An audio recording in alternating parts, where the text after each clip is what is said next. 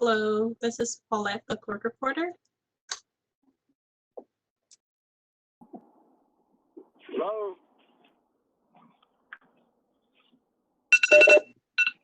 Hi.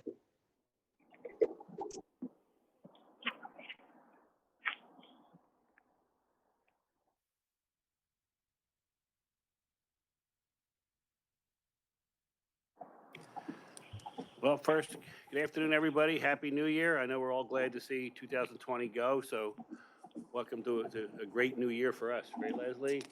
Miss Lucky, had to go through. All right, the regular meeting will now come to order. Let me call off who's on the phone here. Vice Chairman Lawrence. Ken, you on there? All right. Tom Babcock. Skip Bryan. Mike Carroll. Here. Okay. John Cordisco. Here. Mark Dambley. Oh, he's not going to be on. He told me already. Rob Fox. Here. Senator Greenleaf. No, he's on. All right. Kevin Johnson. Here. Senator Kane. Here. Ober Knoebel. Ober. All right. Bill Leonard. Here. Bill, on. Yeah, I'm here. All right. Debbie Mailer. Here. Representative White. Here. I'd like to welcome Representative White as our newest member to the board. Welcome to the board, Representative. Glad Thank to have you very on. much. Thank All you. right. Anybody else come on that we didn't see here? Okay, let's start off with the Pledge of Allegiance. Pledge allegiance to the flag. To the flag of the States of America, to the republic for which it stands, One nation, under God, indivisible, with liberty and justice for all. Okay, great. All right. Good afternoon. Thank you to everyone who is joining us for this virtual board meeting. Please note that the board met in executive session just prior to this meeting to address legal matters. I would like to start off by welcoming our newest board member, which I did already, Martina White. She's been great for us in Harrisburg. She's been a great leader for us on our various committees we formed for transportation, and it's really an asset to the board. So again, welcome Representative White. There are many challenges before us as we start the 2021 season here, but there are also a number of reasons for optimism. SEPTA's workforce has remained a bright spot throughout this pandemic. Dedicated employees are keeping this region moving, connecting people to essential jobs and services. Those efforts help give us the confidence that the system will be ready to support recovery efforts. SEPTA has also received additional federal stimulus funds to help us and our system keep moving during this unprecedented crisis. But that word's getting old, you know that, unprecedented. I would like to thank the Southeastern Pennsylvania Congressional Delegation for their continued support. They've all been great, and our senators have been more than helpful in this.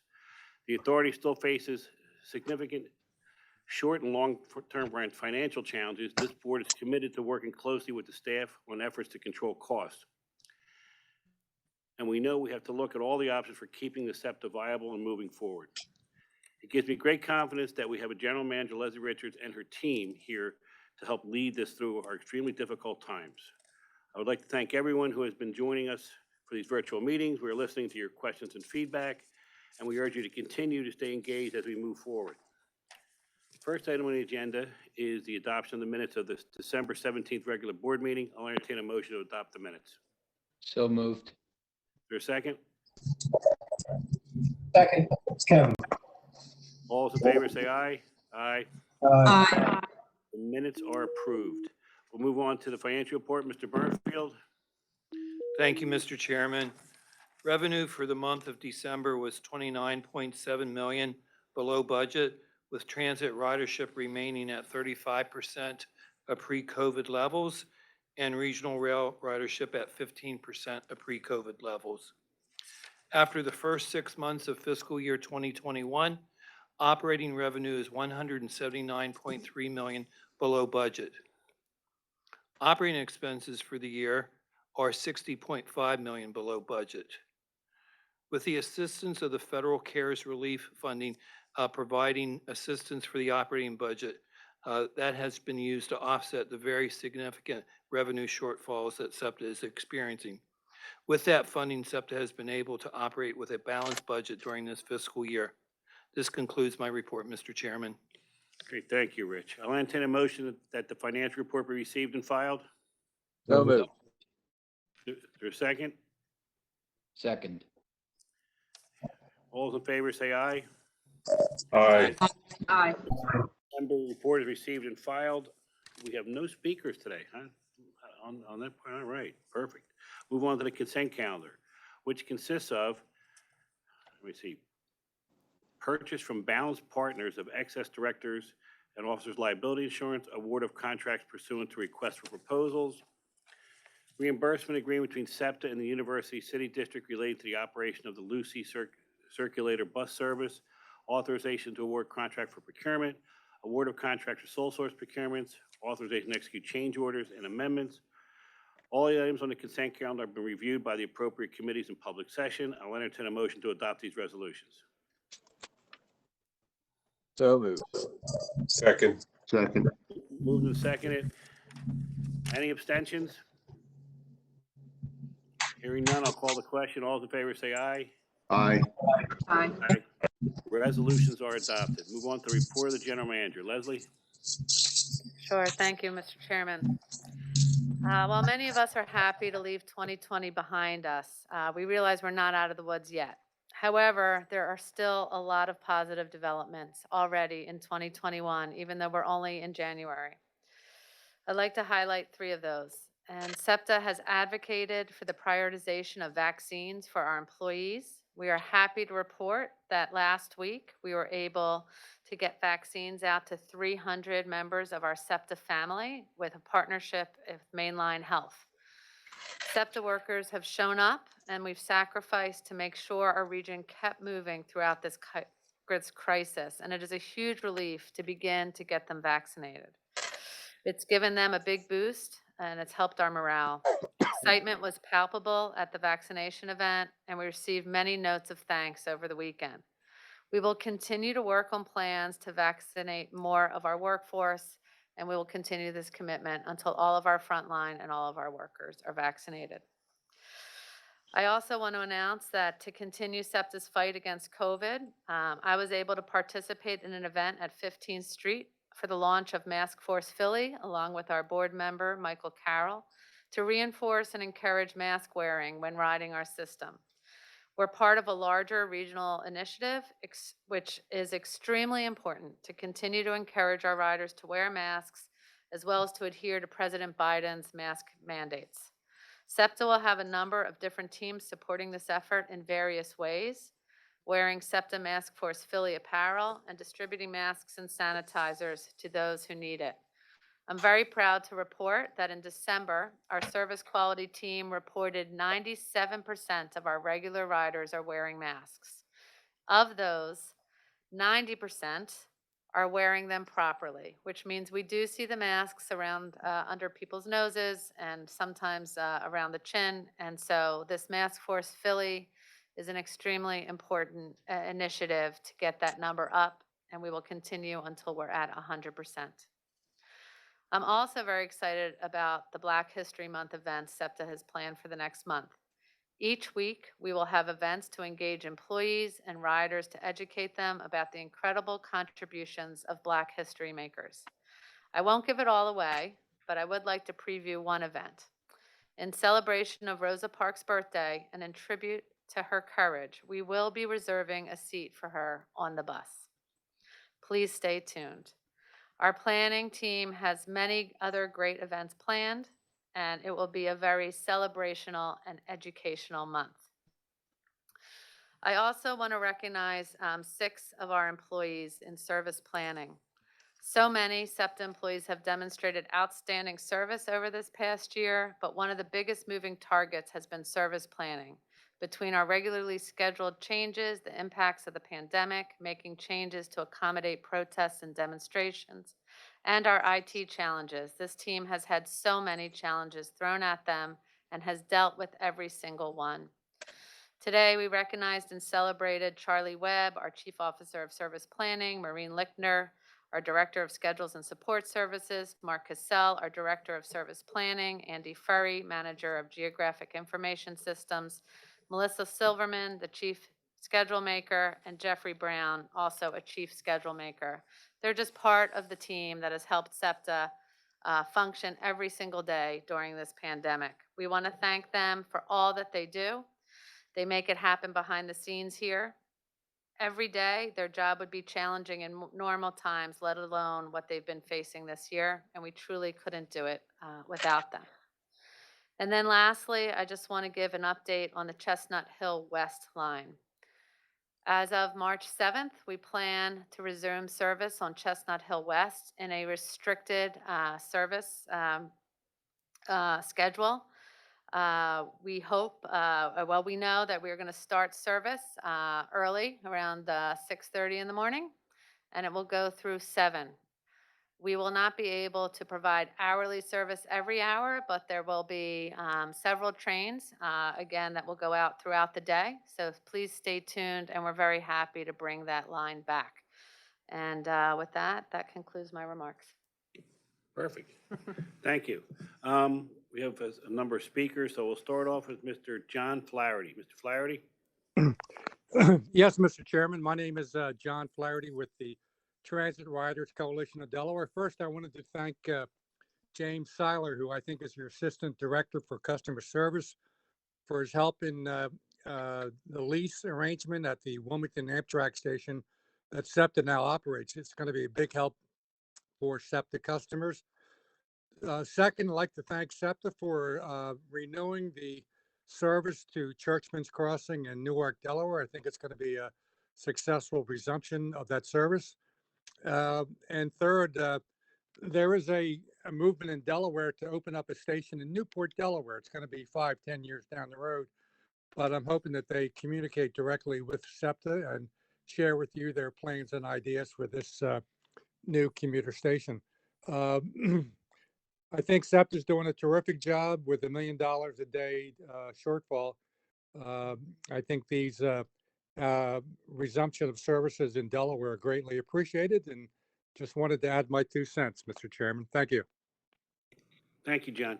Let's move on to Benjamin Shee. Can you hear me?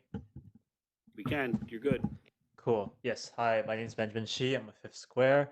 I'd just like to reiterate with the upcoming 2021 capital budget that we know that SEPTA is trying to pursue additional funding with the bailout beyond their normal means of how they usually allocate the capital budget. And with that extra funding, I just want to reiterate that Fifth Square sees it very necessary to accelerate the timeline to finish ADA accessibility at all subway stations in Philadelphia, preferably within next 5 years. We understand that this is a very important, very important thing to have, to make SEPTA more accessible for all residents of the city, including disabled riders.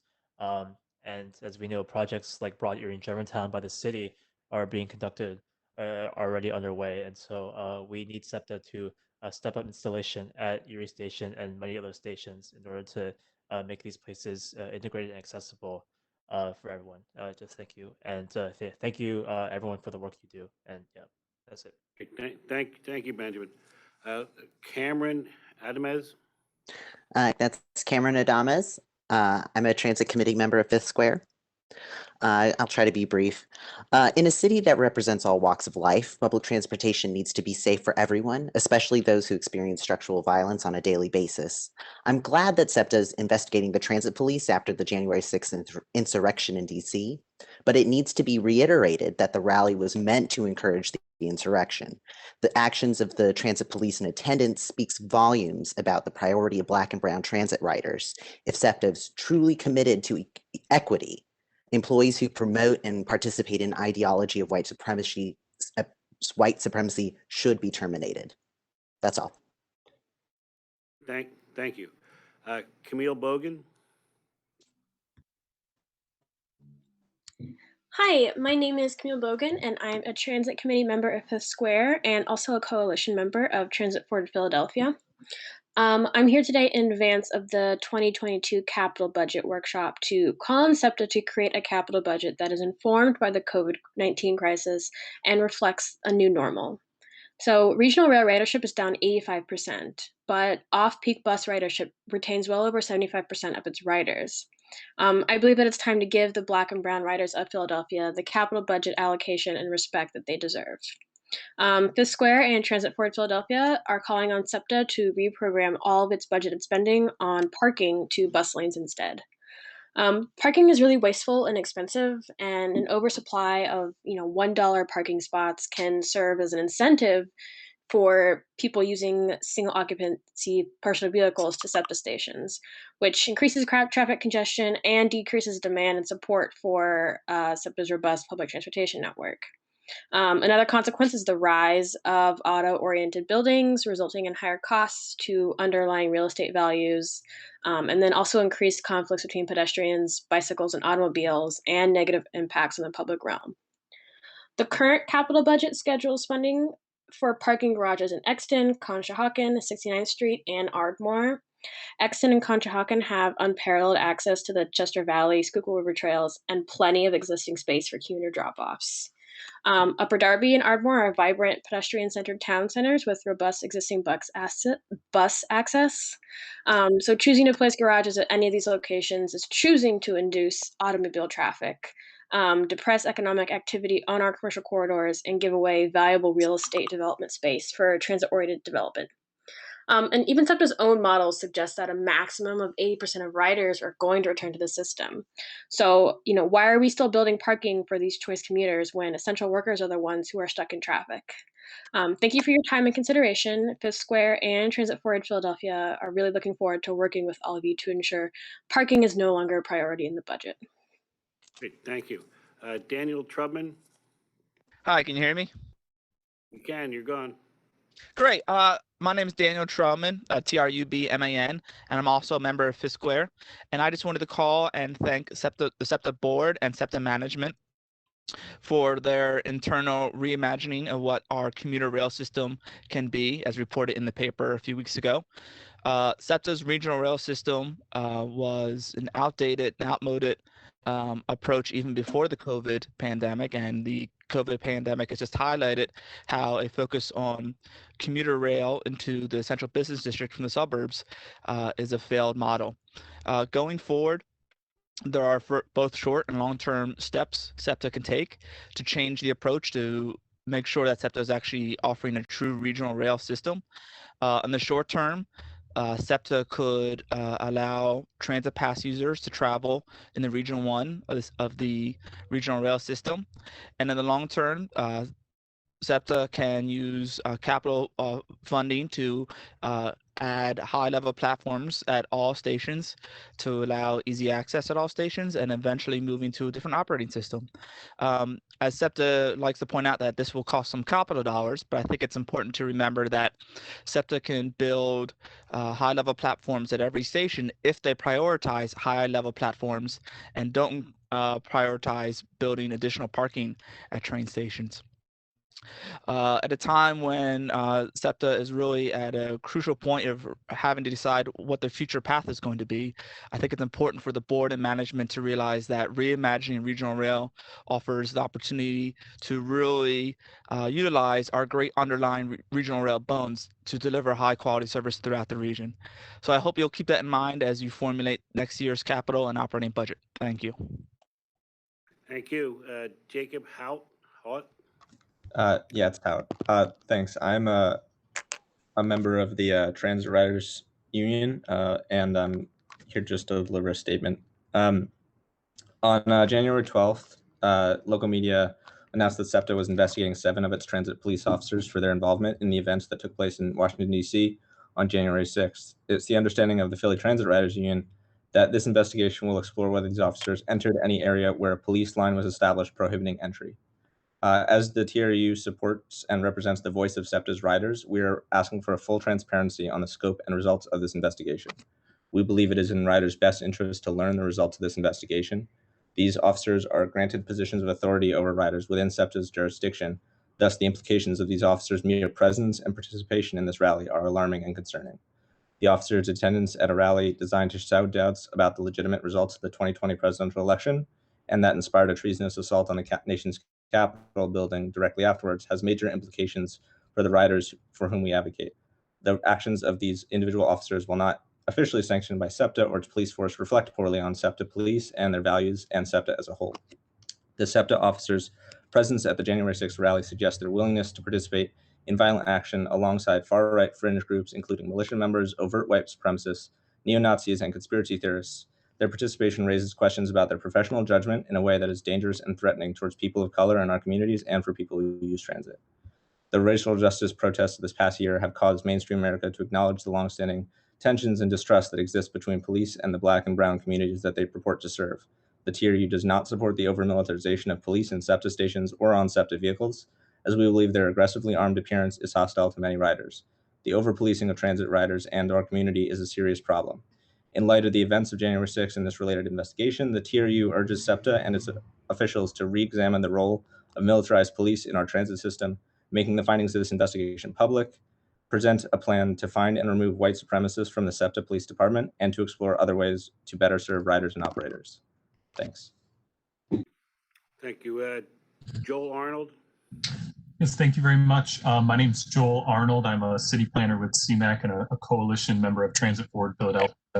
And I just wanted to speak about the capital budget. For those of you who might be unfamiliar with our work, CMAC was founded 30 years ago by refugees here in Philly, and today we serve thousands of residents every year with work centered on education, social services, and community development. And our commitment to serving people, regardless of race or national origin, inspires our mission. And this year we've been calling this the fight for our future. And our communities have faced unprecedented loss during this crisis and undoubtedly will after. Many small family and immigrant-owned businesses that serve as vibrant community beacons may be lost forever, and many of these are located on South 7th Street, which is where the 47 bus runs, and these businesses rely on SEPTA riders as a core customer base. Our neighborhood around Mifflin Square is disproportionately made up of residents who do not own cars and rely on buses like the 47, the 54, and the 79. And for our neighborhood, one that's not served by any rail service, the bus is SEPTA. Working with the city, prioritizing capital funding on dedicated road space for buses would have a tremendous impact on the physical mobility that is essential for true social mobility in our neighborhood. I would ask that you would join us in advocating for our neighborhood and eliminate spending on parking lots and program that same amount of money on implementing dedicated bus lanes in the next capital budget. In 2018, the Enquirer's editorial board proclaimed that Philly needs a, quote, Heimlich maneuver for its, quote, for its choked streets. And in light of a 10% decline in bus ridership, which was one of the largest declines in the country, it's clear that SEPTA needs to do something to speed buses and make sure that those that rely on the bus every day, like residents in our neighborhood, can get where they need to go in order to have the physical mobility that truly leads to social mobility. So CMAC and Transit Forward Philly look forward to working with you to support our essential workers and communities that rely on timely, reliable SEPTA bus service every day. Thank you, Joel. Melody Starling. Yes, good afternoon. My name is Melody. I am a member of the SEPTA Youth Advisory Council, a group of young Philadelphians who advise SEPTA General Manager Leslie Richards. The YAC is a collective coalition member of Transit Forward Philadelphia. I'm here this afternoon to express my disappointment with each of you on the board, General Manager Leslie Richards and Chief Tom Estelle, for the actions and response to the actions of 7 SEPTA police officers, all of whom traveled to DC to participate in a rally that perpetuates white supremacy and sows doubt into the outcome of November's presidential election. SEPTA claims to be a place that values diversity, equity, and inclusion. In fact, it's been stated earlier this week that SEPTA no longer wishes to measure yourselves based on ridership, but rather by equity. But this statement falls flat to my peers when there's an obvious institutional problem and you refuse to address it. SEPTA has never detailed any plans to remedy what is evidently a cultural issue of white supremacy in the Transit Police Department. In fact, not only did you not plan a remedy, SEPTA never put out a press release explaining or acknowledging what happened. As a person of color, you must understand that the officer's presence at such an event creates a credibility issue, as law enforcement agencies work to repair community trust, especially after his last year protest against police brutality in light of the murders of George Floyd, Breonna Taylor, and more recently, Walter Wallace Jr.'s at the hands of the police. Professor Aisha Bell Hardaway of Case Western Reserve Law School notes that communities will question the integrity of officers who attended the rally, along with individuals who proudly profess racist and divisive viewpoints. She states it calls into question whether these officers are interested in engaging in policing in a way that builds trust and legitimacy in all communities, especially in our Black, Brown, and Indigenous communities who have disproportionately been harmed by police brutality. Your jobs gives you a responsibility and a legal obligation to address cultural white supremacy in your police department. Transit Forward Philadelphia and the YAC are counting on you to make our community safer and create a police department that we can trust by taking concrete and transparent actions to confront this challenge. Thank you for your time and consideration. Okay, thank you. Tareem Burrows? Yes, can you hear me? Yes, we can. Excellent. Again, hello, my name is Tareem Burrows, and I am the Vice Chair of the SEPTA Citizens Advisory Committee. The CSC was created by the Pennsylvania General Assembly to advise the board and general manager. The CSC is a coalition member of the Transit Forward Philadelphia as well. I'm here today with a few of the 24 organizations backing Transit Forward Philadelphia to share my concerns about the behavior of the 7 SEPTA police officers who attended the insurrection. On Tuesday, Leslie Richards told the CAC that SEPTA police officers at the insurrection went back to their buses and went back quickly. Upon the event's violent turn, Leslie stated that the officers have the right to protest, as they do, just like she wants the right to go to Washington to protest for a cause.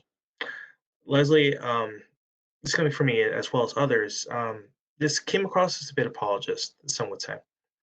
You yourself are a professor, and similarly, the TFP and the CAC believe in using research experts to guide decisions. We are joined by many who express less conservative opinions than your own, opinions that may have the effect of protecting cultures of white supremacy. Tuck Wexler, Executive Director of the Police Executive Research Forum, a police research and policy group, notes that the police leaders' investigations needing to evaluate more than just clear criminal behavior. They may also consider how the actions affect a department's credibility. Wexler states that the officer's First Amendment rights don't extend to expressing words that may or be violent or maybe expressed in prejudice, because that's going to reflect on what they do when they're working or when they're testifying in court. Sure, police acting privately have the same rights as everyone, as any other American, but only going to a bigoted event should be disqualifying for an officer, and there should be no place for racist SEPTA. For the first time in history, public confidence in the police recently dropped below 50%. That's huge, of all Americans. You can be sure that the confidence is well below 50% in the communities of color that SEPTA police practically exclusively serve. This distress is incredibly dangerous for my neighbors, community. It's a problem of institutional police integration. So Leslie and Tom, it's now time to prove that to me, as well as others, when you say there's no place for racism at SEPTA. So I charge you to think of what we're going to do next about this. That's all. Thank you. Last but not least, Yasha Z. Thank you, Chairman Dion. Mr. Dion, before I start my comments, I had a question for Mr. Burns, or maybe someone on the board who could answer. Does SEPTA know how long the money that they receive from the federal government is going to last them? All right, you want to take a shot at that? You just want to go an over and under?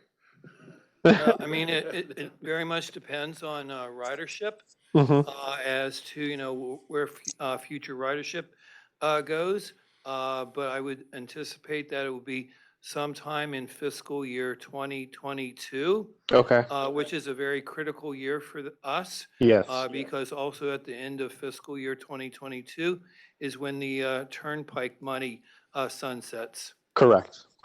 Okay. Thank you, Mr. Burns. I really appreciate that. Just a general idea, in a sense, was helpful. Thank you so much.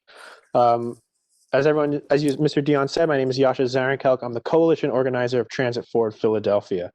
I just want to thank all of you for listening to our testimonies of the few 24 coalition members that we have at TFP. Each of you on the board has tremendous power.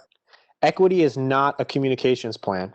We are relying on you to demonstrate leadership and the authorities pivot to equity. Coalition members have demonstrated 2 clear, concrete asks: reprogramming dollars in the next capital budget to support the most efficient use of space and limited funding, bus lanes, and restoring trust in SEPTA by resolving a culture of white supremacy. Over the next 12 years, SEPTA will spend $199 million on parking. How can we justify that type of long-term investment when we're supposed to be remedying the climate crisis and creating more active and shared commutes? We still have the 69th Street parking garage in the capital budget. We're planning to spend $70,000 per parking spot on the 450 parking spots at a transit hub that gets 35,000 daily riders. My apologies. A single parking space costs 9 times more to build than the total net worth of a Black or Latinx household in Philadelphia. Furthermore, SEPTA literally has poles in the ground without shelters that get more than 450 passengers per day. And we're spending over $30 million on 450 car owners as opposed to the 35,000 daily riders at the 69th Street Transportation Center. This is a serious equity concern in SEPTA's capital budget. SEPTA also has a serious equity issue to address in its culture of policing. Amidst a national crisis of white supremacy, we have 7 officers in a police force that is only 250 officers large, the highest known per capita attendance of any police force in the country, that attended the insurrection on January 6th. It's understandable why Black and brown Philadelphians who live in the neighborhoods where SEPTA Police Department has all of their districts would question the judgment and their safety of these officers. TFP is counting on the board to make these 2 critical shifts in budgeting and culture. We at Transit Forward Philadelphia look forward to working with all of you throughout this process. Thank you so much. Okay, thank you. I think that's it for the speakers, right, Carol? Okay, any further comments or questions from anybody? I'll entertain the motion to adjourn. Anybody? So moved. Is there a second? Kevin, I'll second. The meeting is adjourned. Thank you, everybody.